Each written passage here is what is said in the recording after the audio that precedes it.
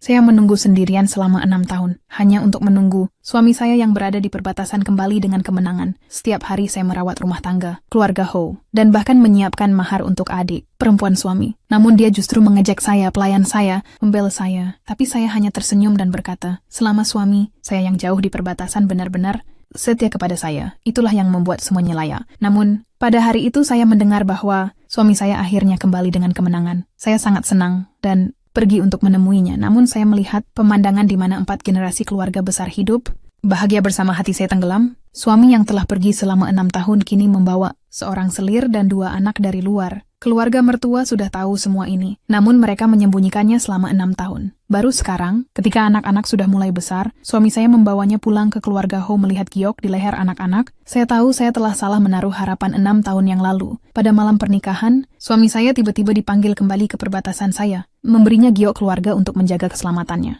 Namun ternyata dia malah memberikan giok itu kepada wanita lain. Kini di rumah ini saya malah menjadi orang yang tidak diinginkan. Saya tidak pernah menyangka bahwa 6 tahun penantian saya berakhir dengan pengkhianatan dan kebohongan dari suami saya. Hati saya penuh dengan kemarahan. Saya segera pergi dari sana, tak ingin tinggal di tempat yang memalukan ini. Saya sudah memutuskan untuk bercerai dengan suami, namun perceraian tidaklah mudah. Saya harus merencanakan semuanya dengan matang. Saya ingin menunjukkan pada semua orang bahwa hidup bergantung pada kekayaan, bukan pada prestasi atau status. Jadi saya memberikan buku pembukuan dan kunci gudang kepada wanita yang dibawa suami saya pulang. Wanita itu sangat senang mendapatkannya. Setelah menunggu 6 tahun, dia akhirnya bisa menjadi pengelola rumah tangga. Untuk menghemat biaya makan malam yang dia buat sangat sederhana. Tindakan ini membuat ibu mertua tidak senang. Keesokan harinya ibu mertua membawanya ke gudang, barulah dia sadar bahwa semua yang ada di rumah ini adalah hasil dari mahar saya. Dan untuk mempertahankan kehidupan mewah, suami saya terpaksa datang meminta mahar saya. Saya tahu betul mengapa dia datang dan apa yang dia inginkan. Tanpa menunggu dia berbicara, saya menolaknya lebih dulu. Dia kehilangan muka dan pergi dengan marah. Saya tahu, untuk bisa bercerai dan meninggalkan rumah ini, saya tak akan bisa melakukannya sendiri. Jadi saya harus meminta bantuan dari seorang orang penting.